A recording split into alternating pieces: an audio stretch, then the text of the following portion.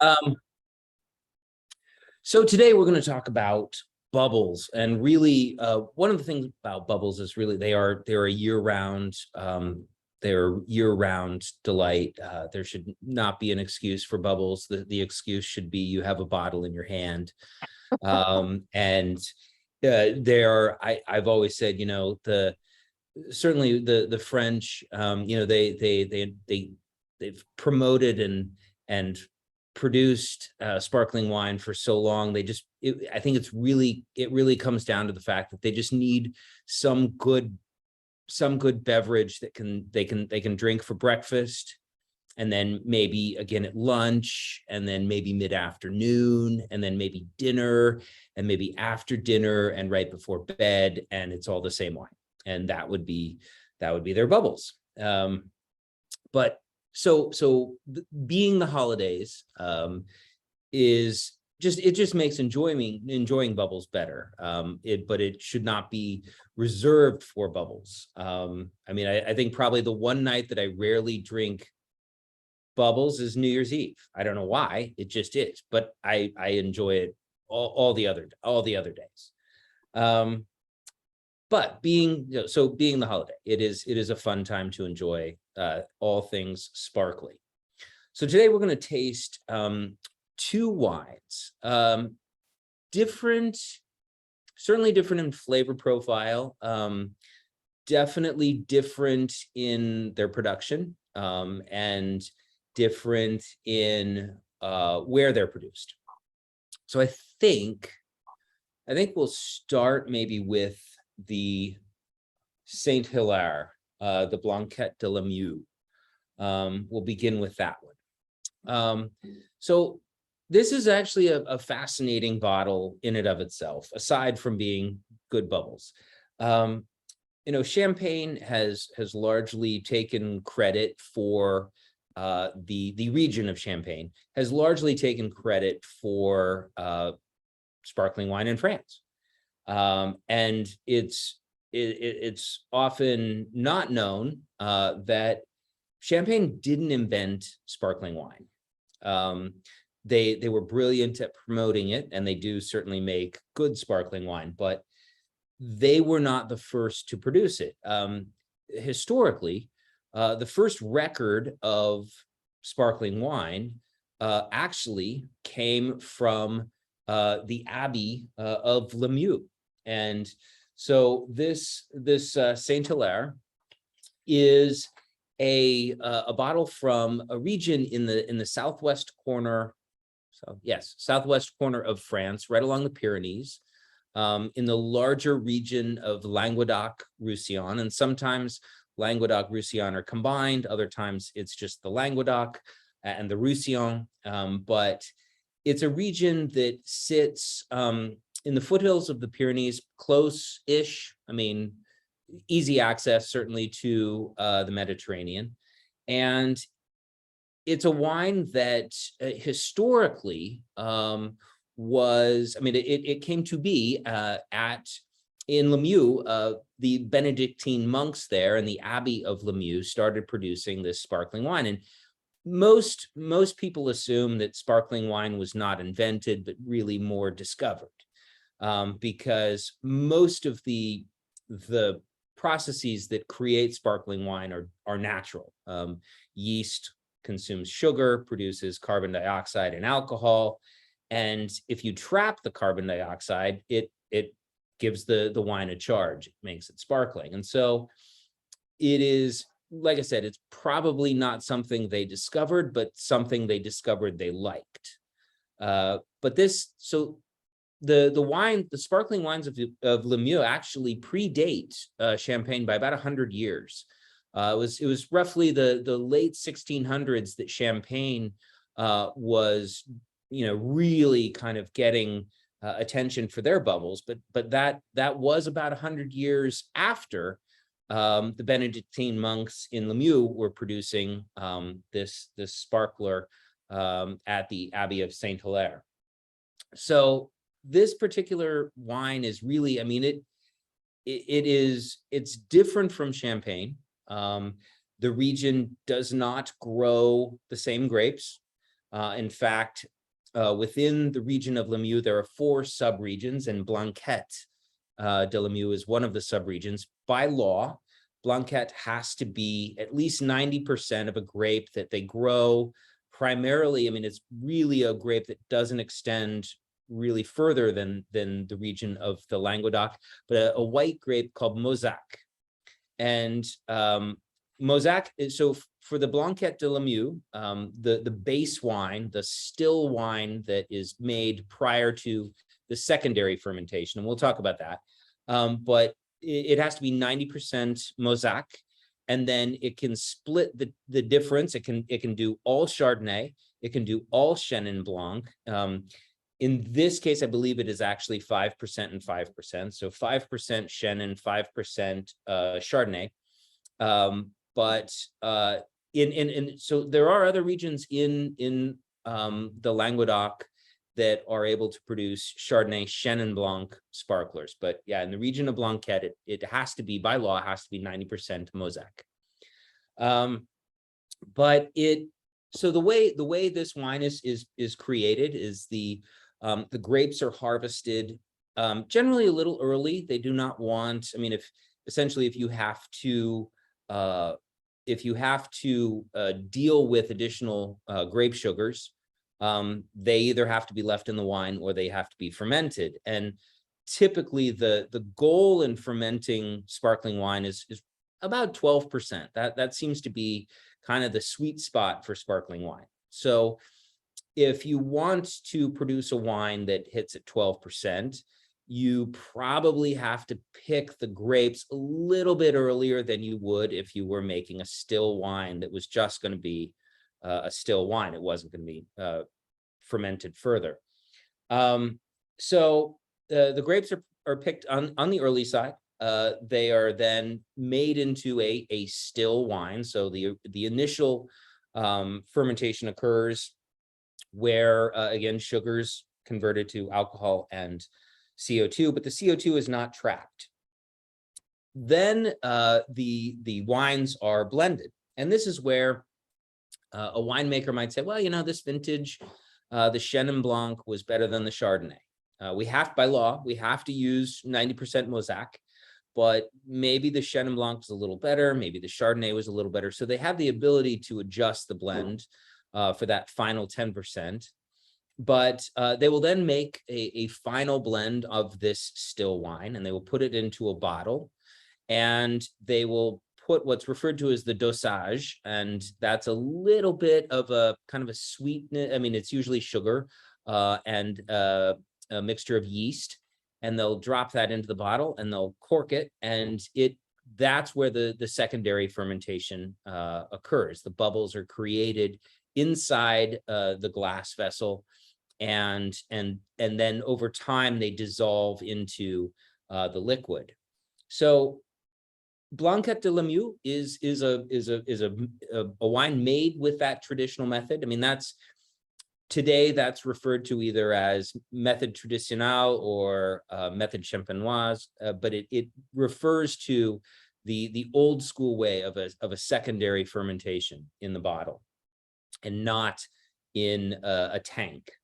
So this wine is again different grapes. The grapes in Champagne are primarily Chardonnay and Pinot Noir, and there's another grape they use called Pinot Meunier. So the grapes are a little different, but Mauzac, Chenin, and Chardonnay stand in for this, and then again it is fermented with that secondary fermentation. So I guess with that, let's taste the Saint Hilaire.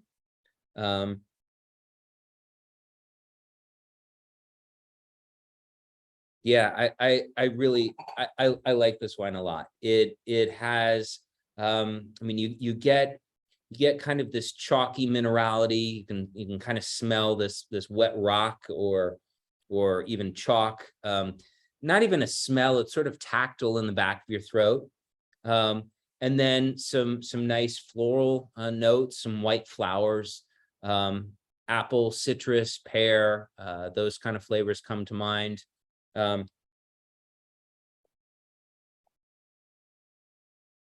Yeah, delicious fruit profile.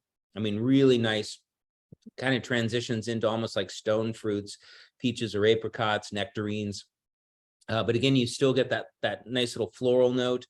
I'm even getting some sort of baking spice, or ginger or something like that in the background to add to the complexity. But I mean, this is a wine. I mean, champagne is delicious, and it's a wonderful beverage, but it was always intended to be marketed as a premium product. Mhm. And so today, that it still remains. It's always marketed as a premium product. There's really no such thing as a value champagne. I mean, there are better value champagnes, but there's nothing that really says, hey, this is like, you know, you just, everybody can crush their own bottle. You kind of meter it out and enjoy it. This wine is not that way. I mean, it's very, you know, very inexpensive relative to its champagne cousins, and you know, good. I mean, just delicious fruit flavors coming across here. But yeah, I really like it. And I again, I like the story. I mean, it's the wine that paved the way for others, and while it doesn't maybe have the panache that champagne does, it certainly has the history, and I think it deserves probably more respect than it typically gets today. But any So, thoughts on this one? so I guess a question, temperature wise, do you refrigerate this? Do you let it sit out for a little bit? I mean, what's the Oh rule yeah, with so sparkling?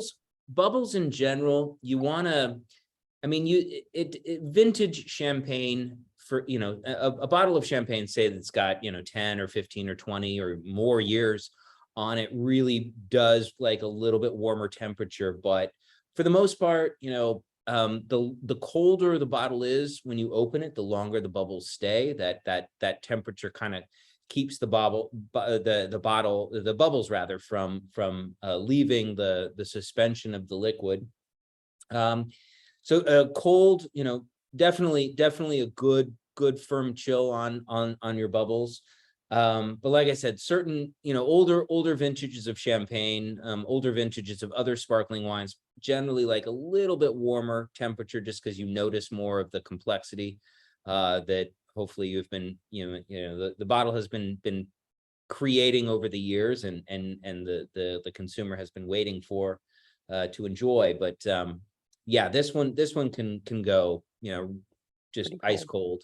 cold. Okay. And one of the things I love, I mean, sparkling wine in general is fairly food versatile. I mean, the charge, the bubbles, the acidity that most sparkling wine has a decent amount of acidity just by the nature of when the grapes are harvested. But the acidity and the carbon dioxide, just it provides this kind of liveliness. And you can, I mean, there's probably one of my most favorite pairings ever of any pairing, really, is champagne and fried chicken. Huh. They're the complete counterpoints to each other. One is, you know, salty and fatty and rich and warm, and the other is racy and edgy and ice cold. And they complete each other perfectly. But I mean, that's the thing, you know, sparkling wine really, it has a lot of food friends. And you know, there are very few wines that I would say really do spectacularly well with, you know, eggs. Sparkling wine generally loves eggs. Ah, It just is a great counterpoint. But good to yeah, know. I mean, like the nose on this, so there's almost like clove or something. I mean, there's some aromatics, and that would be the Mosaic. Mosaic is it has a decent amount of natural aromatics. But yeah, it just, I mean, it to me, it's a wine that, you know, it's not overly complex and hard to understand, but it really, it's just delicious. Well, so, oh, I seem to be echoing. When you open, how long does an open bottle of wine last? Yes, let's see. I think we're getting some echo.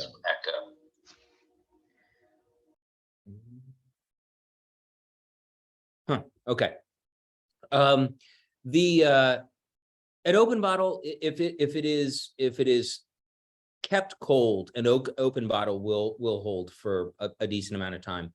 I don't actually, now the funny thing is, I don't own one of these, and I don't know, maybe that just says that I don't need one because the bottles are never left open.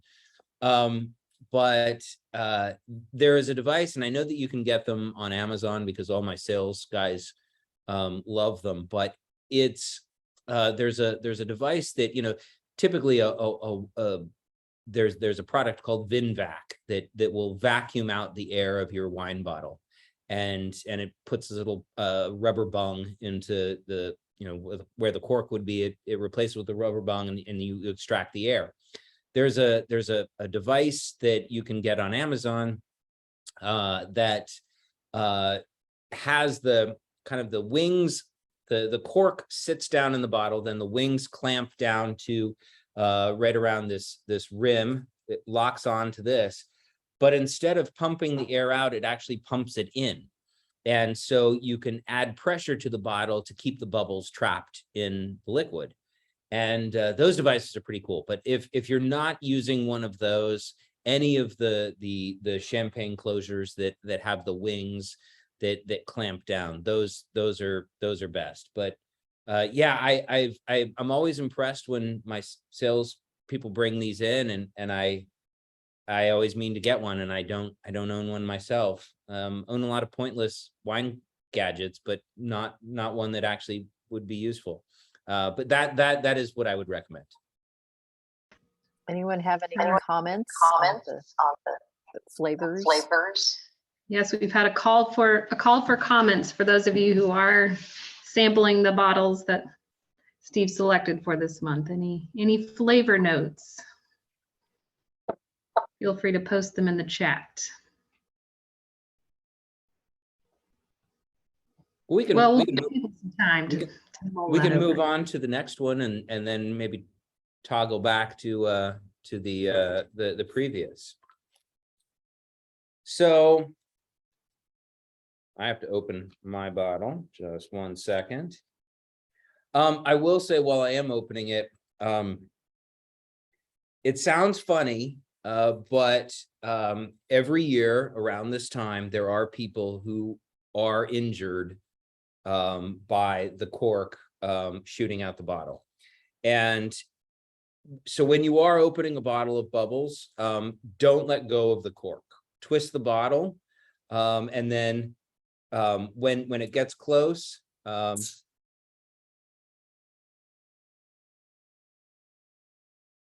we go. And a lot of people want to have that nice pop. Unfortunately, the pop from that is all the CO2 leaving your bottle. So you don't want to, you want to try to avoid the pop when you open a bottle. And again, as you open it, they're, depending on the bottle, they're about 5 atmospheres of pressure behind this cork, which is why there's a cage now. Actually, an interesting thing, it used to be that this cage was done with hemp, and that was useful until they started shipping wine, particularly to Russia. The Russian czars were big fans of sparkling wine, and the rats aboard the ship liked the hemp more than the wine in the bottle. So they would chew the hemp off, and the bottles would start popping. And by the time they got to Russia, there was very little left. So it was converted into a cage. But this wire cage does hold a lot of pressure behind it. So anyway, yeah, it seems funny. I think I would maybe I don't mean this really, but I think I would have a sense of pride if I personally had been injured by a bottle of champagne. That would be an injury I think I would probably tell people about, unless I, didn't make it through that experience. But nonetheless, it is a dangerous device when pointed, treat it like a gun. Yeah, aim it in the air. So,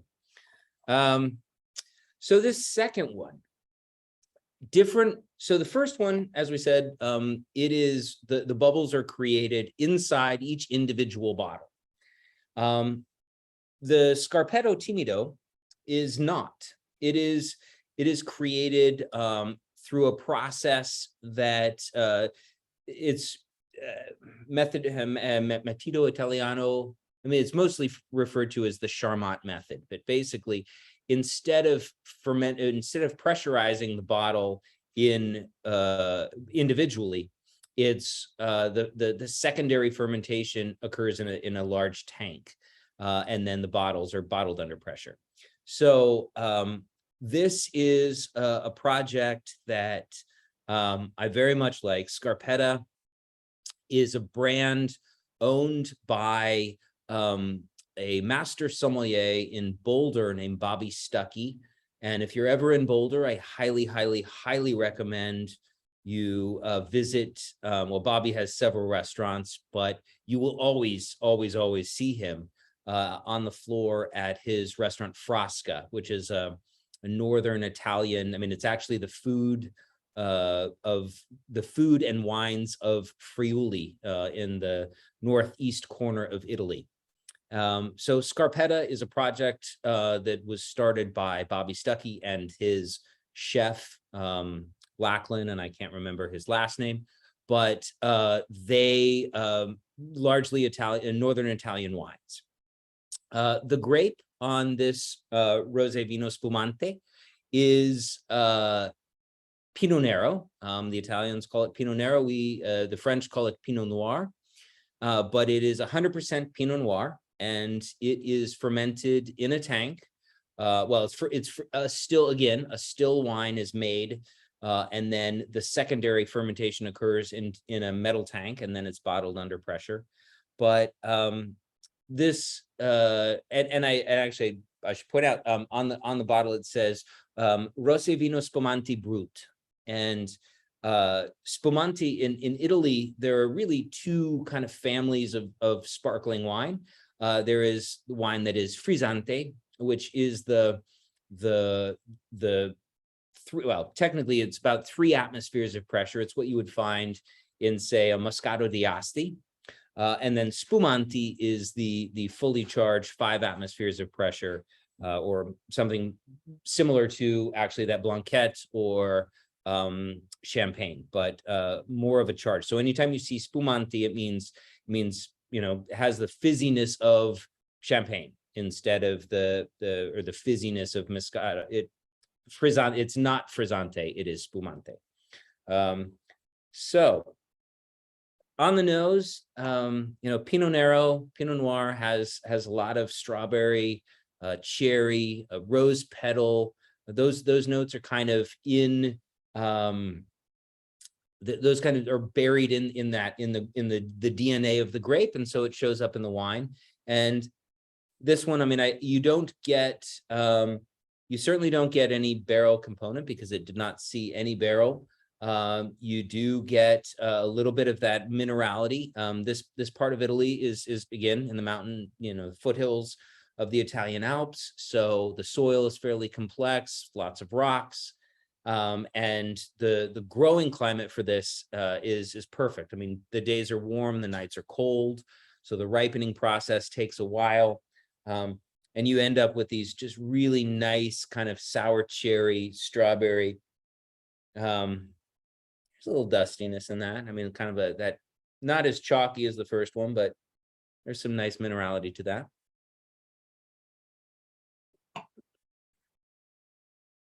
Yeah. And I mean, this kind of wine is really geared for, it's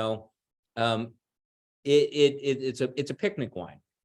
It's the wine that you would have with family and friends. And, it's not something that is overly serious, overly complex, overly, there's not a lot of ceremony with it, but it's just, I like it very much. The sparkling wines of Northern Italy really are worth some attention.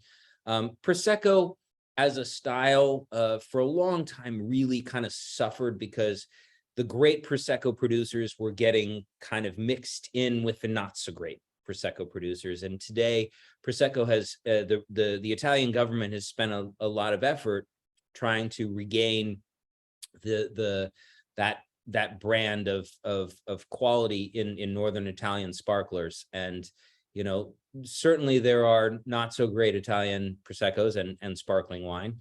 And this is not, because this did not grow in the region of Prosecco.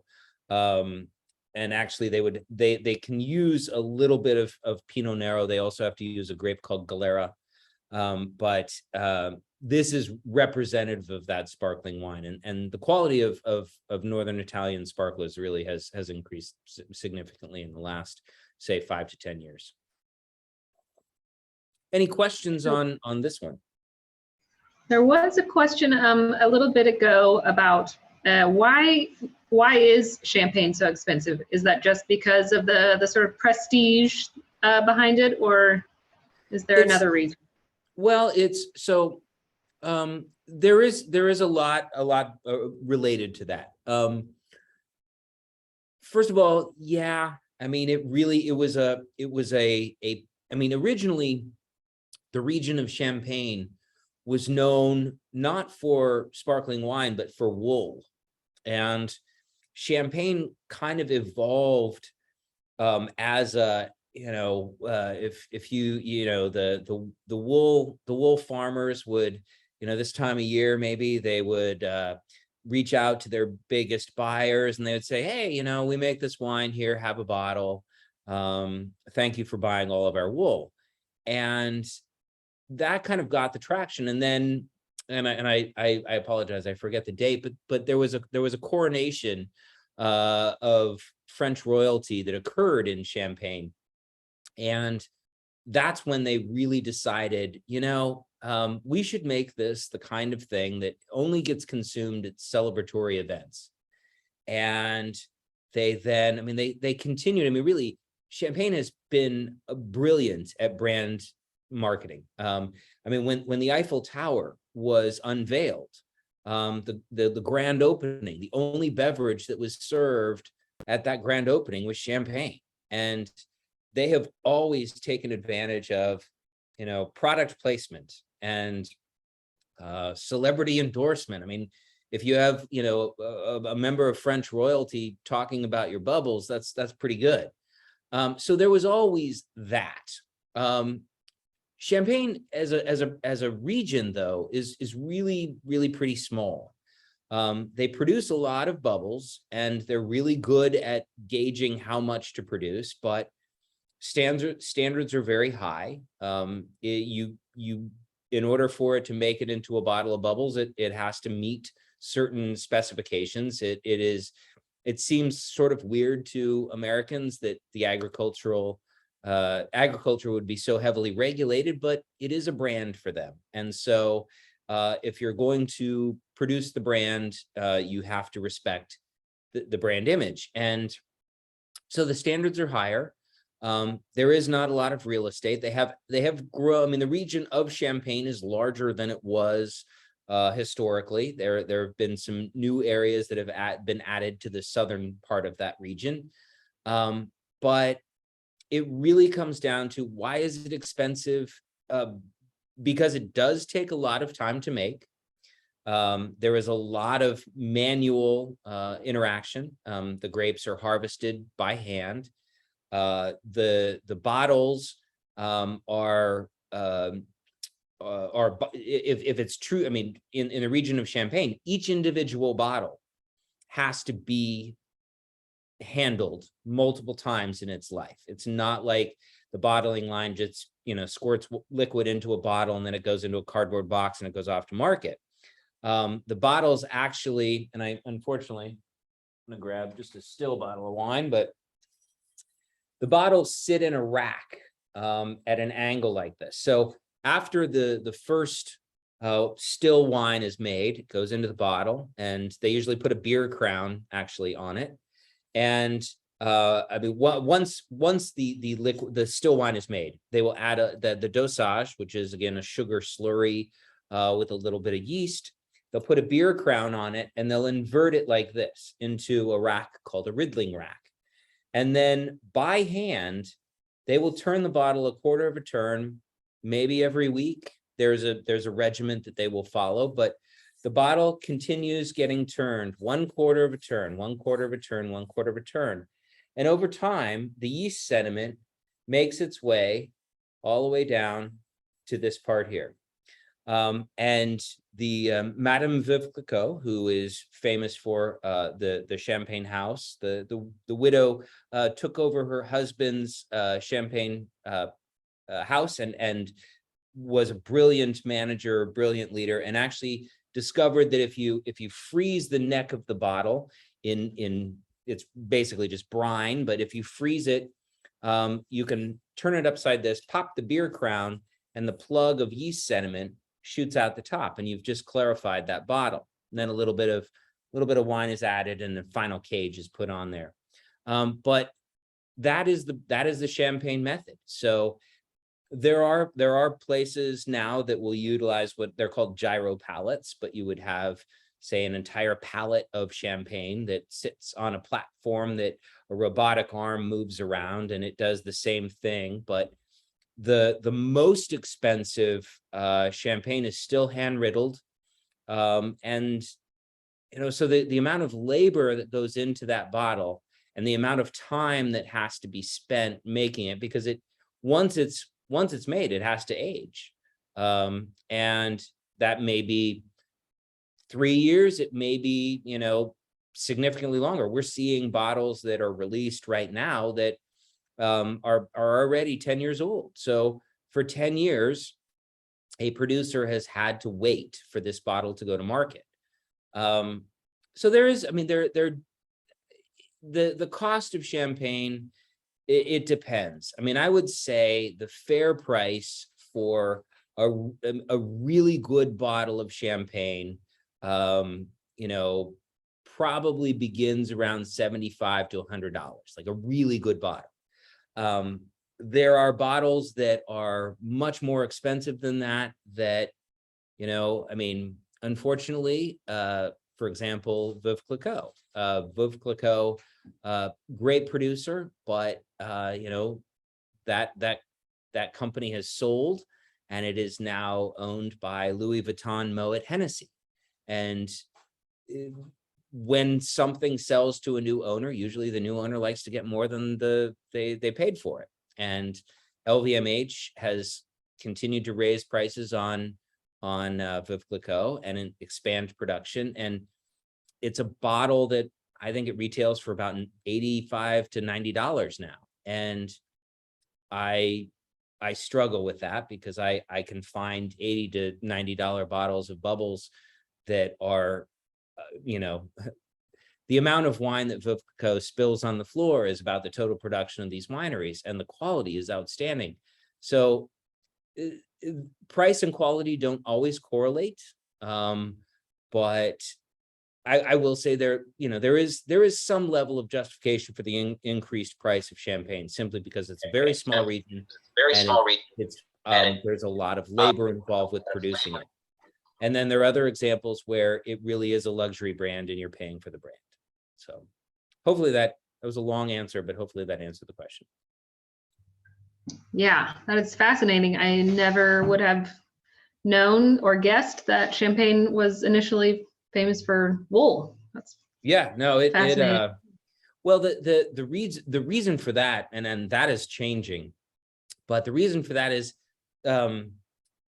the region of Champagne sits north. It's really cold up there, but they have a layer of chalk that sits just inches below the surface, and grapevines, particularly Chardonnay and Pinot Noir, really like that chalk.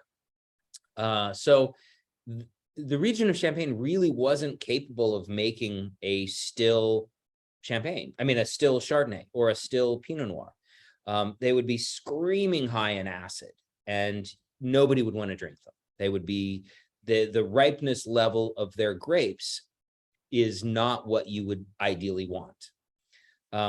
But when you ferment it and you again, you carbonate it. You maybe add a little bit of sugar that's not natural to the grapes. It changes the profile, and suddenly it's a lot more drinkable. But yeah, the region of Champagne would have had to have stuck with wool if they hadn't had the ability to make sparkling wine. I mean, the wines, the still wines of Champagne would not be what you'd want to drink, unfortunately. But the climate is warming, and I mean, we're now seeing a lot more sparkling wine coming from, particularly from the region of Kent in Great Britain, and they have the same layer of chalk. I mean, this layer of chalk that sits under Champagne goes under the English Channel, and it pops up as the cliffs of Dover. And so they have the same, ancient seabed that is the kind of the secret sauce for Champagne. And now England has a little bit warmer of a temperature, and they are now able to make some pretty impressive sparkling wines. Unfortunately, it's still a product that requires a lot of labor. So we're not going to be seeing probably any English sparkling wines that show up on the shelf for 20 or 30 bucks. They're generally showing up between 50 and 60. But the quality of these bubbles really is very much comparable to the wines of Champagne. Someone else in the chat pointed out that this past October 7th, I believe they said, was the 300th year anniversary of Champagne.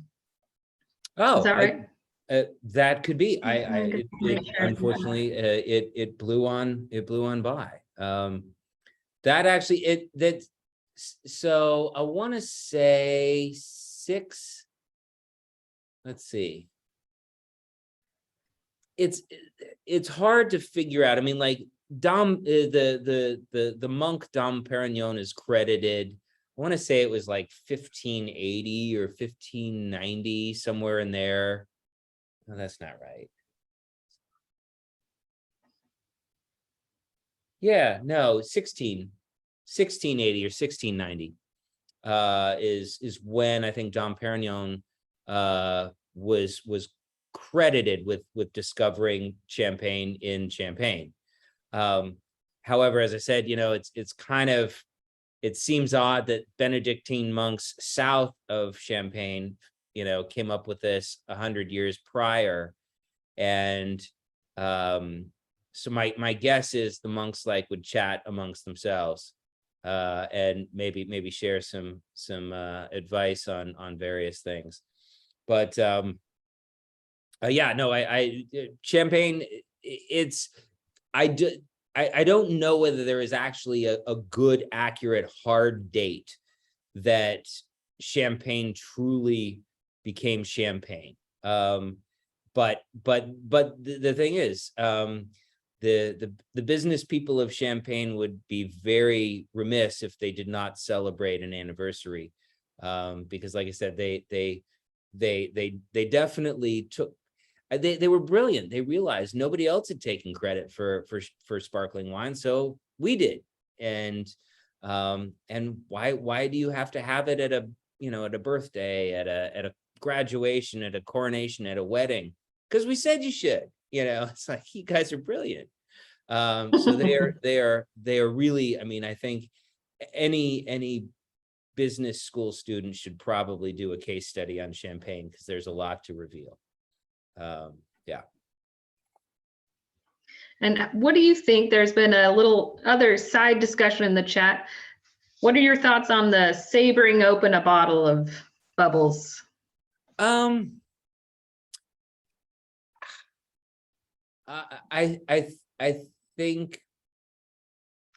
think it's I don't know. Actually, I'm gonna have to say I'm gonna have to say I don't see any use in it. It is, yeah, it's a cool demonstration. However, two things happen that turn it around for me, and one is a lot of it ends up on the floor, and if it foams over, that you're losing carbonation. So if it does that, you're already probably the person who gets the last glass is going to get the flat wine. So there's that. The second issue is, I'm not confident in anybody's sabering skills. There's not a tiny little shard of glass that I'm not going to consume once I have that last little. So I guess it's very cool. The funny thing is you don't need a sword to do it. Pretty much any angled, I mean, a sword is nice, but anything that you can catch the lip on the neck here will pop it off. And it is, yeah, I like I said, I actually thought about just to have one, getting a champagne saber, but I think the waste that occurs when it opens, I think that might violate my principles. I'm not certain. Like you know, the idea of serving a glass of wine is to make sure that most of it ends up in the glass. And in fact, like when you decant a bottle of wine, the goal is to leave nothing but the sludge in the bottom, and the rest goes into a glass. So for the sake of, I mean, I think I'm gonna have to say I'm out on savory. Okay. Put you on Yeah. record. Yeah, I think I'm out on savory. Yeah. I like the idea more than the practice. Is I guess Yes. what I'll say. Yeah. So does the spumani go well with fried chicken and eggs as well, or are there different food pairings you'd recommend? Oh no, I mean bubbles in general. I mean, champagne. Champagne is like I said, mostly like true champagne is going to be Chardonnay and or Pinot Noir dominant, and those two grapes do very, very well. This Scarpetta, I mean, rosé bubbles, and I should say actually in the region of Champagne, rosé bubbles are actually the most coveted wines out there, because in all of Champagne, only 5% of bubbles are made into rosé in the region of Champagne. So like, for example, if you ordered, I mean, if you were looking at regular, say, Dom Perignon on the shelf, the rosé Dom would be maybe $150, $200 more expensive than the regular Dom. So rosé is actually, rosé bubbles in the region of Champagne is very much a rarity and a coveted thing. But no, bubbles in general. I mean, this Timido, yeah, I mean, like, actually, I love rosé with pork products. I apologize to anybody who is not a fan of pork, but it has an affinity with kind of the profile of that protein, and so I love rosé with pork. So actually, I've had bacon and eggs with the Timido, I think. But no, I mean, it's a wine. I mean, the Scarpetta is really designed to just be, you know, have it with anything. Just drink it, just enjoy it, just you know, live in the moment. I mean, that bubbles are I think something that I love, the fact that there is a celebratory air to it, because you can kind of reflect that or enjoy that ambiance when it's like a Tuesday night and you're, you know, just having a glass at home. I mean, it doesn't, it's always a celebration. Like, bubbles are always fun. And there's a certain, I mean, you know, wine in general has some level of finality. I mean, it's not something that you can just enjoy, or a bottle of wine. You can't enjoy it forever. Eventually it fades and even dies. And bubbles is even more so. It's like, you know, so you open a bottle of bubbles, you got, you know, the clock starts ticking down, and you have just this amount of time to focus on that bottle. And wine is that way. You know, wine should be, it should make you like just kind of live in the moment for a second. We live very hectic lives, and if you don't enjoy it once in a while, your wine goes flat. and Yeah. and that's probably a metaphor for a lot of things. Like that. But good. so yeah, so don't let your wine go flat. Enjoy the moment. Love it. Yeah. So someone in the chat is asking, do you have a recommendation for mimosas or bellinis? What type of sparkling wine would you recommend for those? Yeah, so the classic pairing for the classic ingredient for mimosas is actually prosecco. I would say that having a wine, I mean, what we would generally look for as a sparkling wine for cocktails, it should be clean, so there shouldn't be any sort of flavors that might conflict with peaches or oranges or whatever the other fruit component is of the wine. But the most important thing is it should be fizzy. And so we will look for wines that have more of a charge or hold their charge, and charge is the carbonation. So we would look for a wine that has more of a charge, just because that will keep the mimosa or the Bellini carbonated longer. So it really, I mean, I would definitely, there's no reason to spend, there's no reason to put high-end bottles of bubbles into your mimosa. The subtleties of those high-end bottles will be lost with the addition of white peach puree or orange juice. So again, really what you're looking for is something that has maybe some complementary flavors, but for the most part is fairly neutral, and has just a good charge. And so, yeah, we keep around bottles that, generally speaking, we would say, it's great by itself. There's nothing wrong with it, but it'll make a great, Bellini or mimosa, because it'll hold that charge. And I will say, lastly, when you are making Bellinis or mimosas, anytime you add in a sparkling wine, you want to make sure that every single ingredient is as cold as it can possibly be.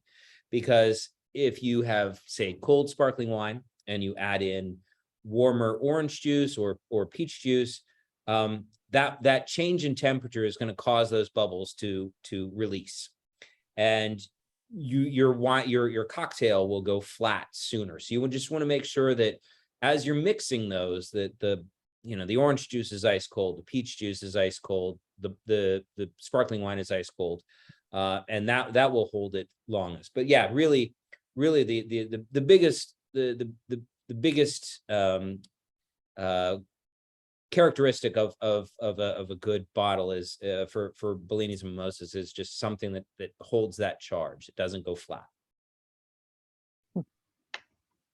Okay, good to know. Thank you.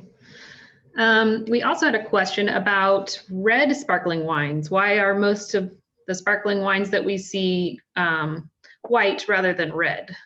So it's a funny thing.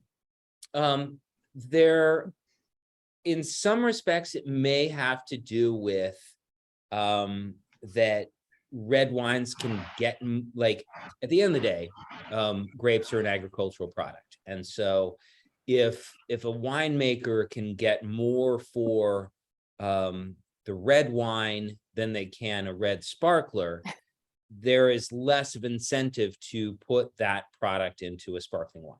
So that's one concern. It really is, it's an economic consideration from the producer. The other issue is, what makes red wine red is the commingling of the juice. So in a grape, you basically have this, it's sort of a gray globby thing in the middle. It usually has two seeds. And but that gray globby thing, the liquid in that is fairly neutral. I mean, it has a lot of chemicals that the yeast will want, that the wine will want, but the flavor and the color components come from the skin. And so as you age, I mean, if you're making a red wine, you would crush the grapes, and you would put those into, you would let the skins macerate with the juice. The problem for producing sparkling wine is the things that make the wine red and give it that color, and give it those flavors. Also, if left again to macerate for an extended period, also impart bitterness. And the antidote to bitterness is sugar. And so the challenge for making a still wine, I mean, a sparkling wine out of red wine, is getting it to, number one, be kind of light and lively on its feet. I mean, there's probably a good reason why there isn't sparkling port. So you want something that's fairly light and lively on the palate, but you don't want the bitterness. You do not want that bitter edge, because again, you would have to add more, you would have to leave the wine as a sweeter wine. When you're making a still wine, it's less of an issue. You don't have to balance out carbon dioxide. You have oak, which also gives it structure. I mean, it's a different winemaking process, but it's funny. My business partner, Jamie, and I, we when years ago, I mean, we've had this observation we made years ago. There's a wine from Italy, delicious wine, called Lambrusco.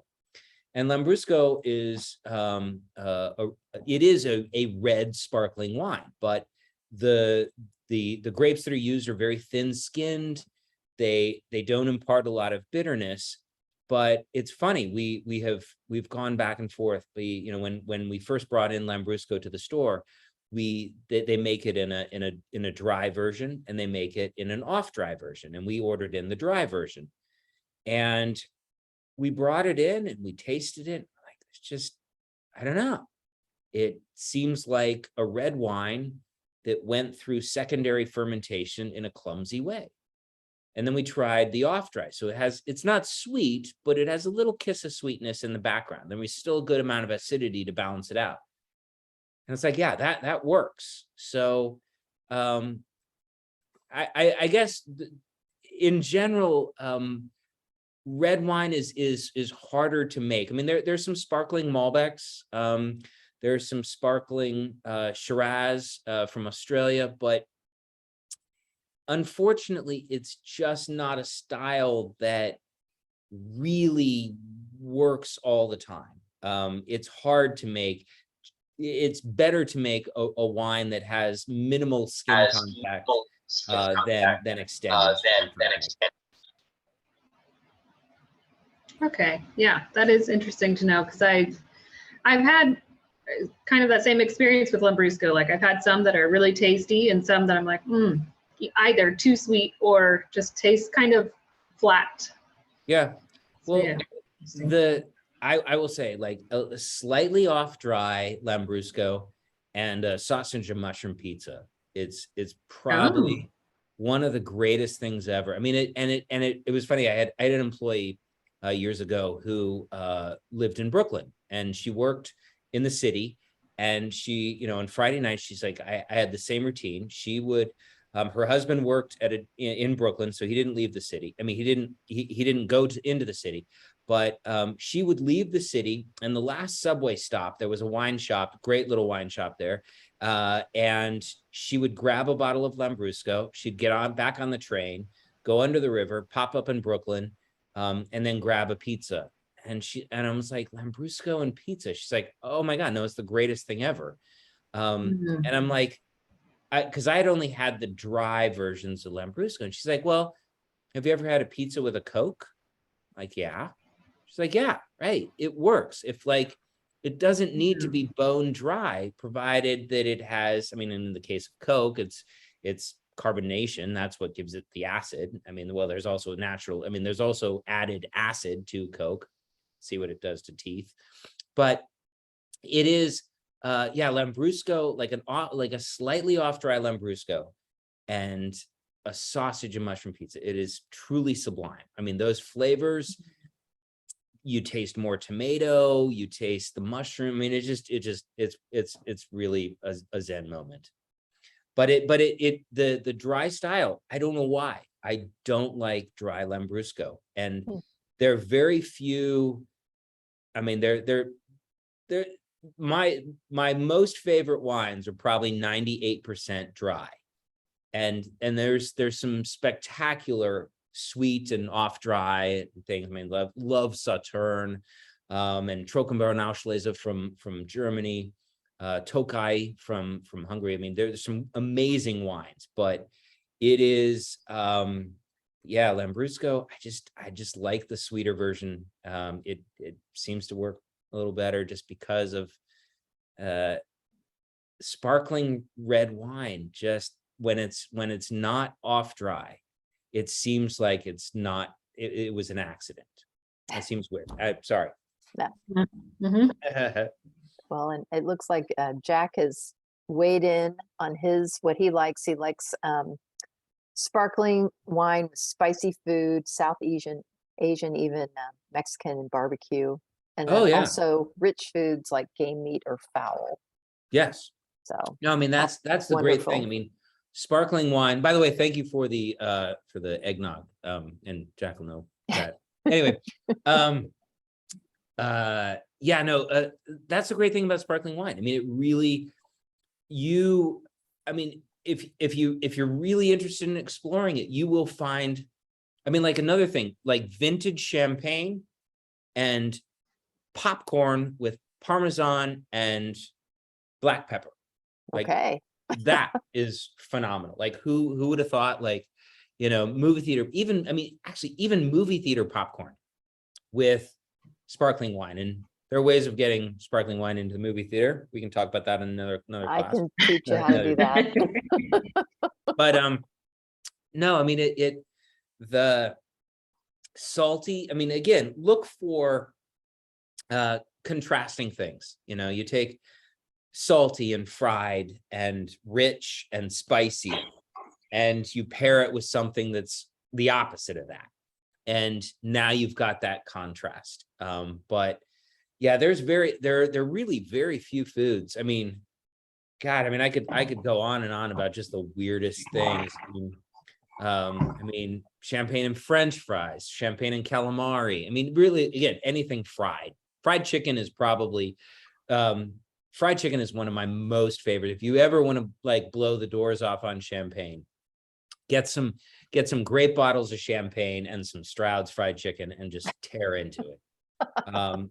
That's your assignment for the holidays. It's so good. It's so good. It's funny. Years and years ago, I worked with somebody who knew somebody who worked at Stroud's, and they would let her bring in, she was a distributor. So distributor. So she had we call them roller bags, but it's basically a piece of luggage that has insulated sections for bottles of wine. And she knew somebody who worked at Stroud's, and they'd let her in with her roller bag, and she'd just sit at the table with chicken, pulling bottles out from under the table and tucking them back in. And I'm like, yeah, that's the way to go. Awesome. That's great. I'm gonna try that. I'm gonna try that, and then my other assignment to myself is the pizza with the Lambrusco. Gonna definitely try that. It really, it's funny. I mean, because I was, I remember the 70s and the Riunite on ice, so nice, and that became the ambassador for Lambrusco. And it really was unfortunate, because even when I was getting into the wine industry, I'm like, oh, hell no, I'm not going to drink Lambrusco. That's Riunite, right? And they're like, no, it's not. It's been around a while, and we're sort of proud of it. And so, yeah, give it some, it's not all sparkling wine. I mean, I would put the Scarpetta, and really actually the Saint Hilaire. I mean, like not all sparkling wine requires a lot of pondering. And I mean, you have a bottle of vintage champagne, by all means, spend a good amount of time. I mean, the complexity that you can get off of a bottle of vintage champagne really, I mean, is amazing. I mean, you'll smell, truffles and, just layers and layers and layers and layers of fruit flowers, earthy components. I mean, it just goes on and on. But there are a lot of bubbles where it's like, no, it's not that. It's just like, does this taste good with what you're eating? Yeah, it does. Okay, keep doing it. Yeah. And that's like Lambrusco. Like, it's like, you know, it's working when you try it and it's like, yeah, that's delicious. I think I'll finish the pizza. But Awesome. bubbles, there's always a good reason to open a bottle of bubbles. Always, always, always. All right. Well, thank you so much, man. Another great session. Yeah, thank thank you so much. Yeah. Wonderful. Any thoughts on what you would like to do in the new year? And I am still working on getting a winemaker to pop in on our visit. I've got some calls out. Their schedules open up a lot. So that's still on the agenda. But any other themes that people would like to address? Trying to think of countries we haven't hit yet. Or regions. Or we could do Yeah, like bad bad wines like Riunite and Cold Duck. New Well, Zealand? we could absolutely, I've,